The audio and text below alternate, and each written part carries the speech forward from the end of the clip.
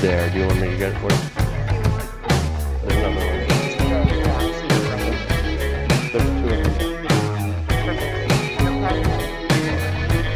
Two pens and just leave them over. I think the mics are still hot.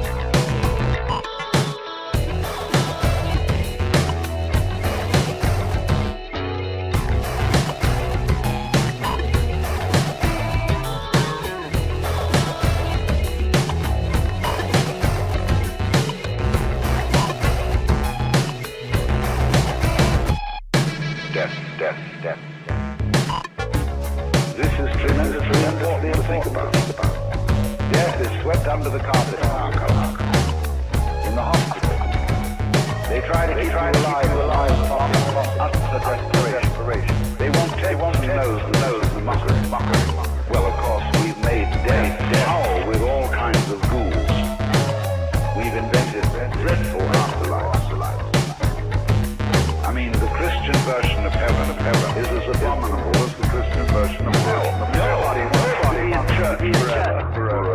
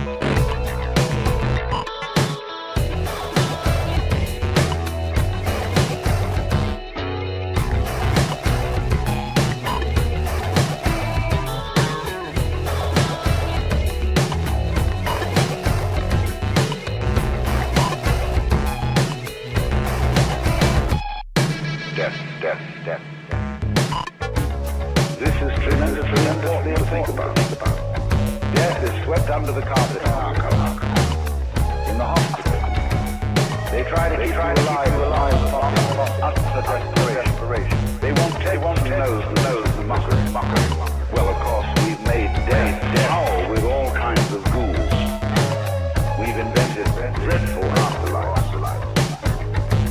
I mean, the Christian version of heaven is as abominable as the Christian version of hell. Nobody in church forever.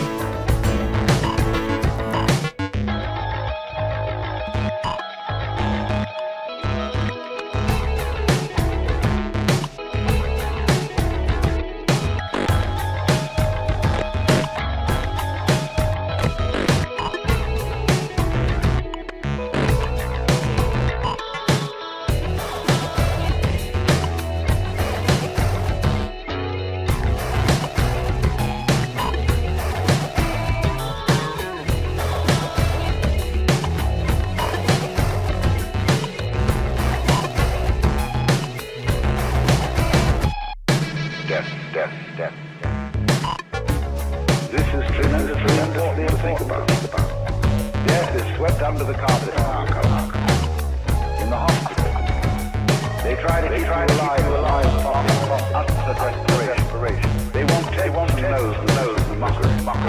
Well, of course, we've made death howl with all kinds of ghouls. We've invented dreadful afterlives. I mean, the Christian version of heaven is as abominable as the Christian version of hell. Nobody wants to be in church forever.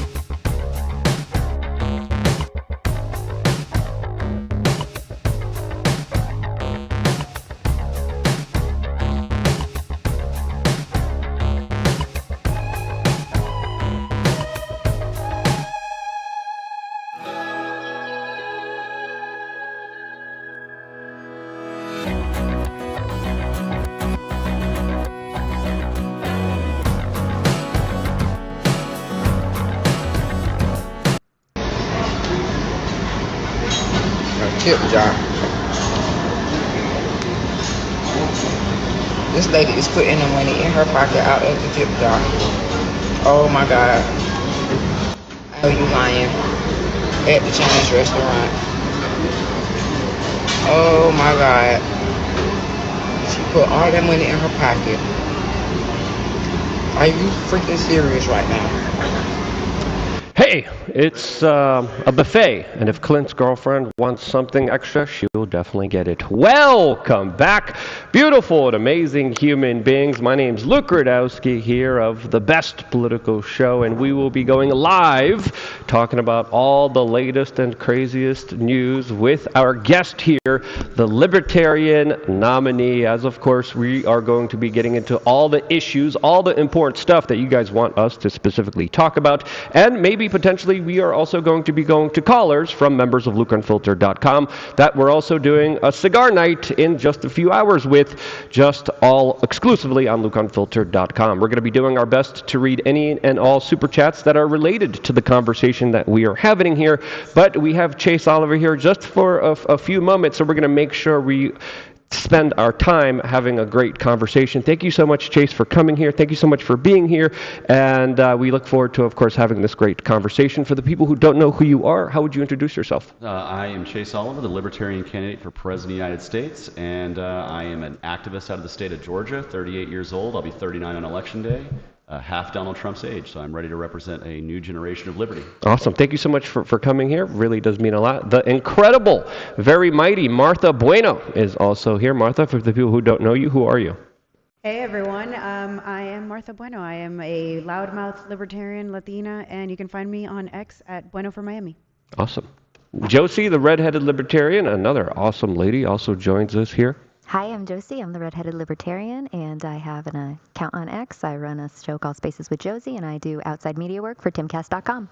Awesome. Let's just get into it, because I know we only have you here for a limited time. As of course, it's fair to say that the nomination was a little controversial. How was it being on the other end of it? What have you been experiencing, and how is it running for the presidency of the United States? I would say it was controversial more than just like time consuming. It was just so long, so many votes. And, you know, for me, I'm being on the other side of it. It's nerve-wracking being on the other side of those votes, seeing them come in each round. But I was excited. I really enjoyed the convention. I got to meet so many wonderful people. I got to participate in an awesome debate. I got to do a great press conference after Trump was there. And I really felt like me and Mike Termott, that's my running mate, did so well in that's really kind of what helped seal the nomination for some undecided voters and the delegates out there. Well, one of the first issues that I think would be interesting to talk to you about is your kind of proposed foreign policy, what you would be doing if you were president of the United States. As of course, we have an article here describing how NATO is vowing an irreversible path to Ukrainian NATO membership, as the United States is also sending their first batch of F-16s to the combat area for this larger proxy war that's unfolding right now. If you were president of the United States, how would you handle that situation? Well, first and foremost, I would seek to remove our military. And if I could just ask, can you bring the microphones a little bit there closer? There seems to be, better? The closer the better. There seems to be a little bit of an echo here, so just speak into the mic, please. Sounds good. So first thing that I would like to see is us removing our military footprint, no longer delivering F-16s or any military aid to Ukraine. But ultimately, in the long run, what we would like to see is full removal of ourselves from these entangling alliances, so that way we're no longer determined whether we go to war based on if another nation goes to war with another nation. I think that's very dangerous for the foreign policy of the United States, and I would much rather us export our values with market trade than the bomb, the bullet, and the gun. Or the drone, rather.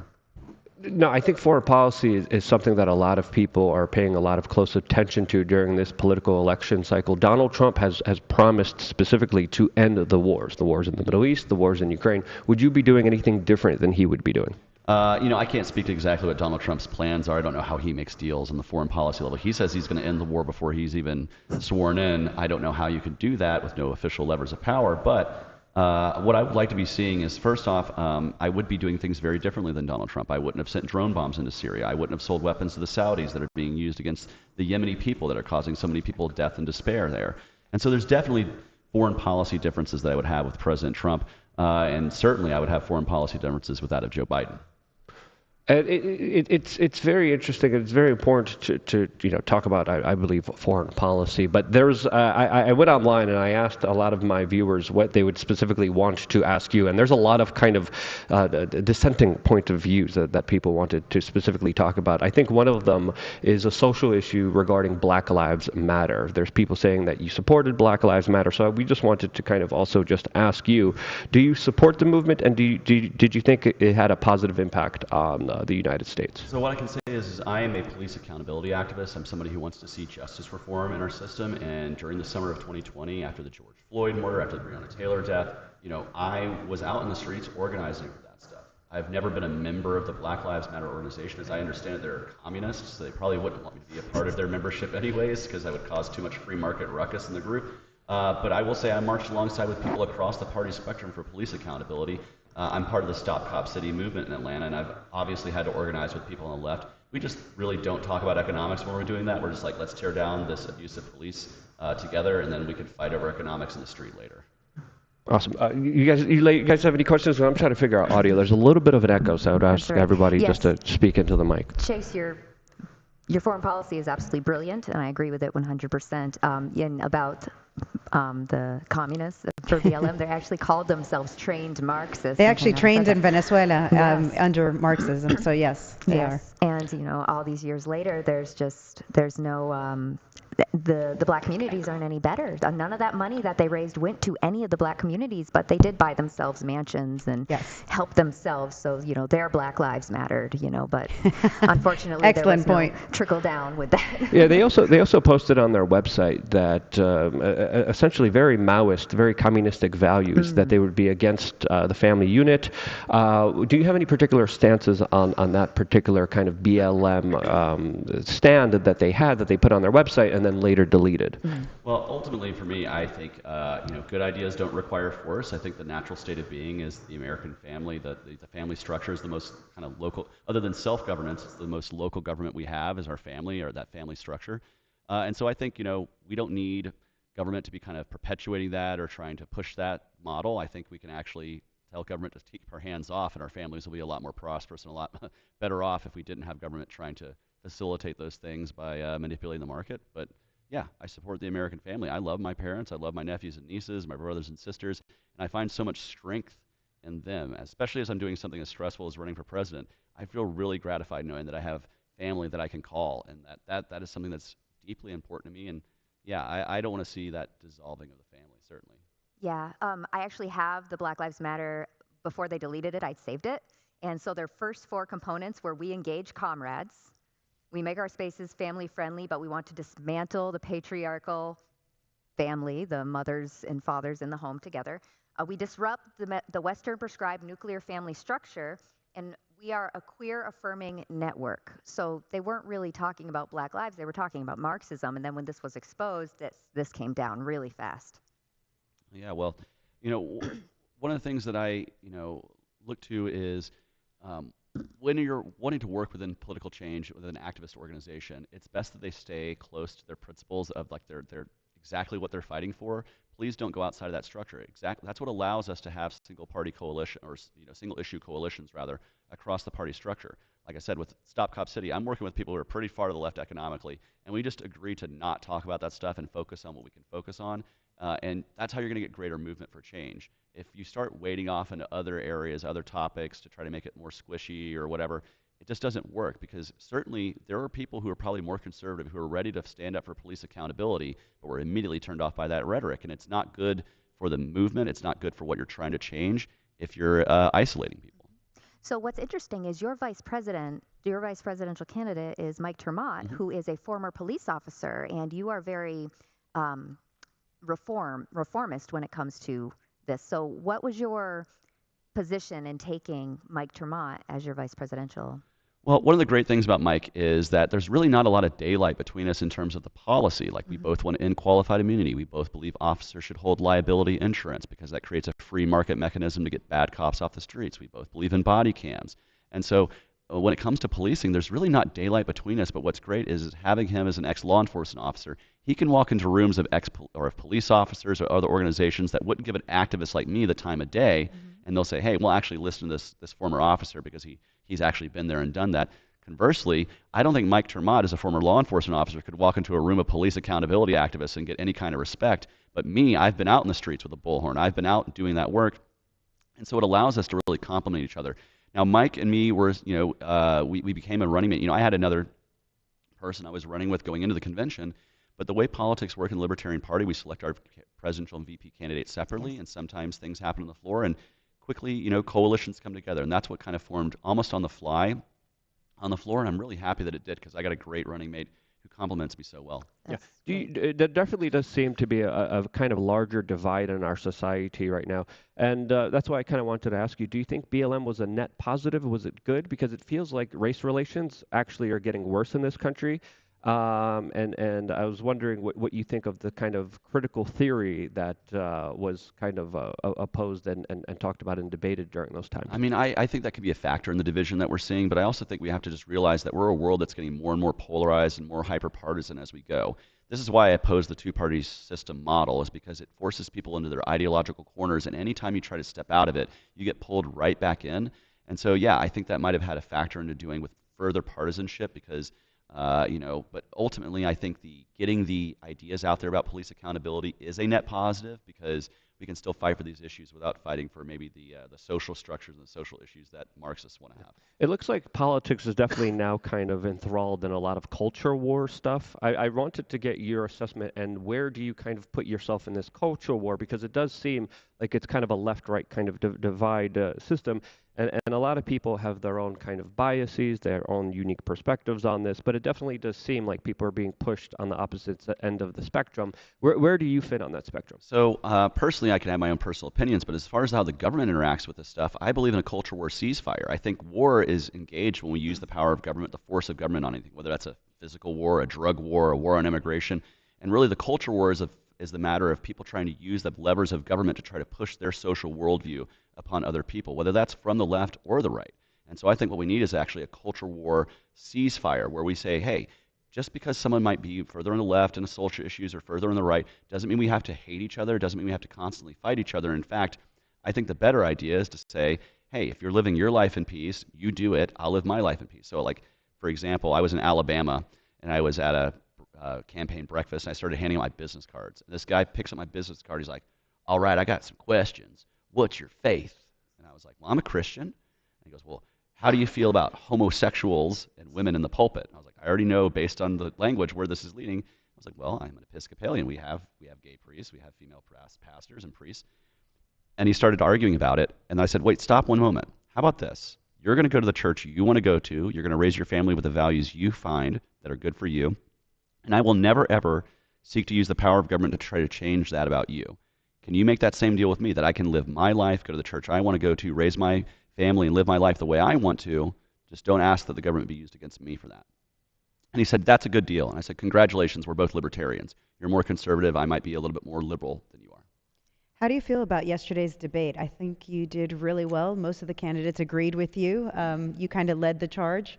How do you feel about it? Well, I think it was a great debate. It was very good to be able to answer questions like straightforward. It was certainly better than what we got from Donald Trump and Joe Biden because that was just, basically, if I may say, a bit of a shit show. And so I was happy to be on stage with people who were directly answering questions, even if I disagreed with some of them. And I do feel like I had we're at Freedom Fest. It's a festival to celebrate freedom. So I think a libertarian had a very friendly room there.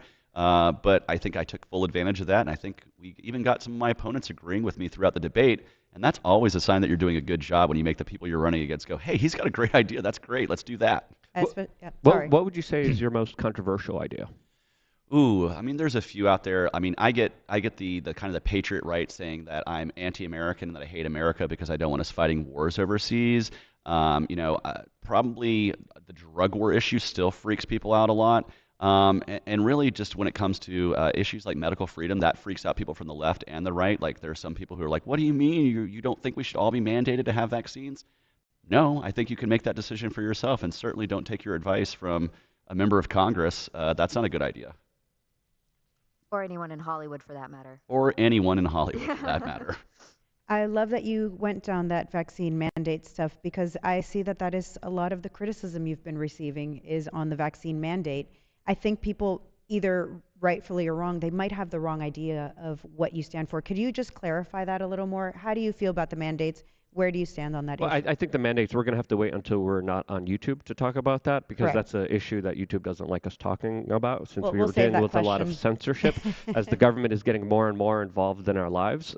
There's also the fact that, you know, the larger intelligence agencies are the ones kind of pulling the strings when it comes to what we can and cannot say on social media. Would you do anything to address that as President of the United States? Yeah, I would be somebody who would fully support removing the federal government and any government agency that I would have purview over from having control, from trying to determine what is said on a platform.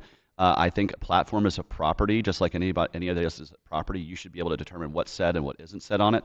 I think the only people who should be determining what's said on X is, frankly, Elon Musk and his board of directors. The only people who should be determining what's being said on Meta is Zuckerberg and his board of directors, and they don't need pressure from the FBI, the CIA, or any other federal government agency to try to push that one way or the other.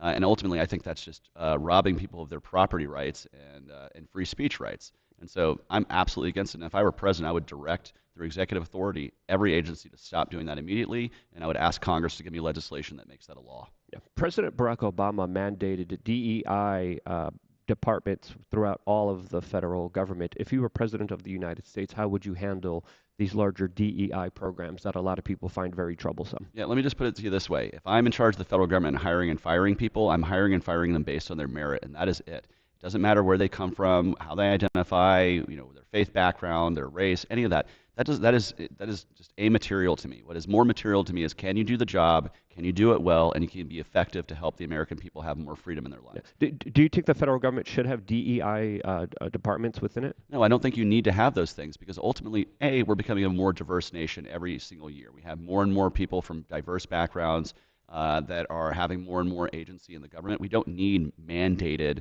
quotas for this. This is affirmative action at the government level. I'm not a fan of that, and I would oppose it.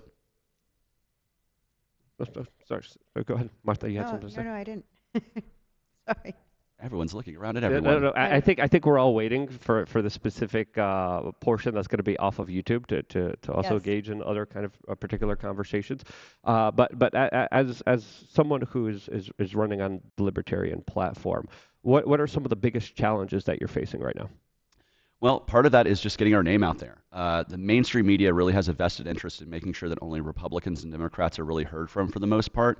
I have an amazing media team who aggressively tries to get our name out there as much as possible as a campaign. That's the first challenge you have.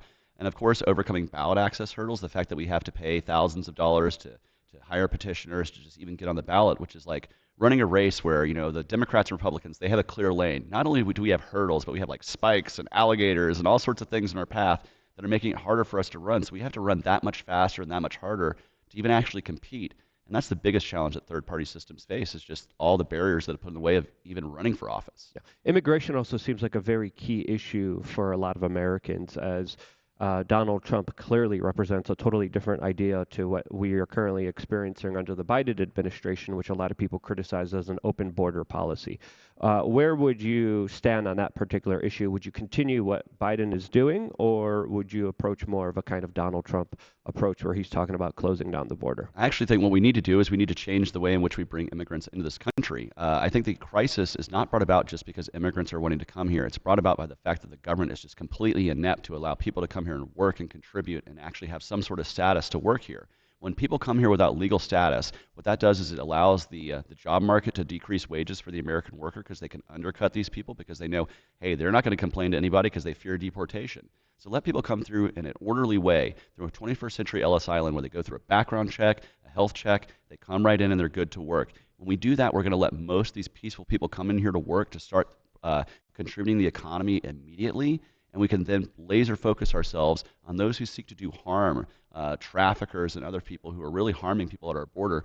You know, we have to recognize that there's only so many hours in the day, and there's only so many law enforcement eyes that can be on the ball. And so we have to make sure that we're separating those peaceful immigrants from those who are seeking to do harm. How many people would you allow in, and what do you say to Americans who are saying that that more people that come in here, the higher the cost of living, the cost of housing, labor goes down, and it creates a situation that's unfair for the American citizens that are here. So first, I'm a free market guy. I actually don't think the government should be creating quotas for who comes in and who comes out. That's the market that's going to determine the movement of labor. And honestly, if we had more of a free movement at the border where you could freely move in and out as a worker, we would have people leaving at the end of planting season, for instance. An agricultural worker, they wouldn't be remaining here for 6 months out of the year because usually they send all their money back home and then they're living on welfare or charity or whatever they can, or really, really bad conditions.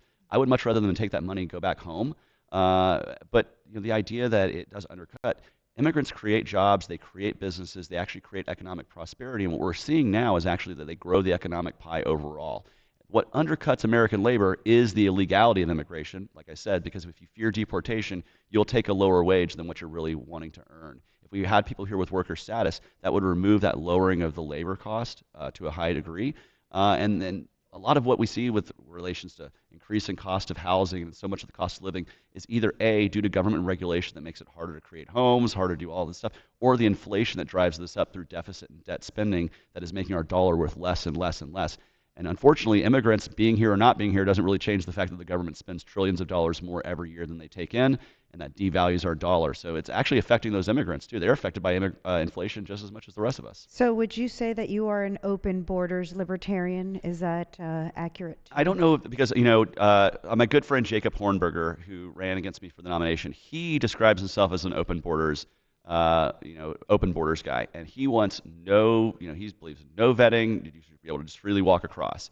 I would say that the 21st century Ellis Island, where you do have to come through, declare who you are, and go through a basic background check, might not necessarily be what some people would consider open borders. Some people, I guess, would consider that, but I don't consider that. I consider that a free and movement border that allows for free movement of labor and capital. But I don't feel it as open because you do have to still go through that process of vetting. Immigration is up tenfold from historical averages, and it definitely does look like the United Nations is organizing a lot of this. They're organizing a lot of groups and nonprofit organizations that essentially spur on a lot of people to come across the border. If you were president of the United States, how would you address the United Nations that a lot of people say is doing a lot of human trafficking? Well, I'm no fan of the United Nations. Like ultimately, if I could wave a magic wand, the United Nations wouldn't exist. I think they're actually a pretty ineffective group for actually making real change in the world due to the fact that member nations at the Security Council can just veto something. So if the United States, Russia, and China, and France, and the UK don't all agree on it, nothing gets done at the highest level. So it's just an ineffective organization to begin with. But I don't like to see the United States in entangling alliances. And so ultimately, I would like to see us remove ourselves from that. And as far as those NGOs and programs that facilitate people coming here, I don't know necessarily if I equate that exactly the same as human trafficking, like coyotes and people being brought here for sexual exploitation. Are they making it easier for people to get here? Yes, but much of the time that's because they know that we need labor in this country and they want to facilitate that. So without knowing specifics, what I would say is, A, get the United Nations out of all of our politics, but B, free people can spend their money as they like, and if they want to spend money encouraging people to come here and work, I can't really stop them from doing that without using some gross authoritarianism. So in the Constitution, the federal government has two powers when it comes to the border. They have Article 1, Section 8, naturalization, and that's under Congress. And then they have Article 4, Section 4, which is to protect the states from invasion. So the 10th Amendment says that if it's not written down in the articles and there's nothing in the articles that says that the states can't do it, then that power would fall to the people or to the states. So with that knowledge and what our founders had in mind, that would give border authority to the border states. How do you feel about that? If Texas would say no more immigrants, we're not allowing anyone in, what would you do as president? Well, this has actually been adjudicated. The Supreme Court has talked about border sovereignty, and they were quick to remind, I think this was a case in the 1800s, that a border is not just one border. There's a national border, there's a state border, there's a local border, there's a county border. And the courts determined that the federal government has the right to determine entry into the United States, and that ultimately the border is under their purview. People can agree or disagree with that. You can take them to court over that. I do believe Texas has the right to determine the borders within its state, but within the full nation state, that is a responsibility of the federal government, and they're failing us right now because, frankly, President Biden, President Trump, President Obama, every president in my lifetime has had an immigration crisis. And we just can't get people to the table to actually try to solve it, and that's a result of partisanship and gamesmanship from the two-party system. Yep. We still have a lot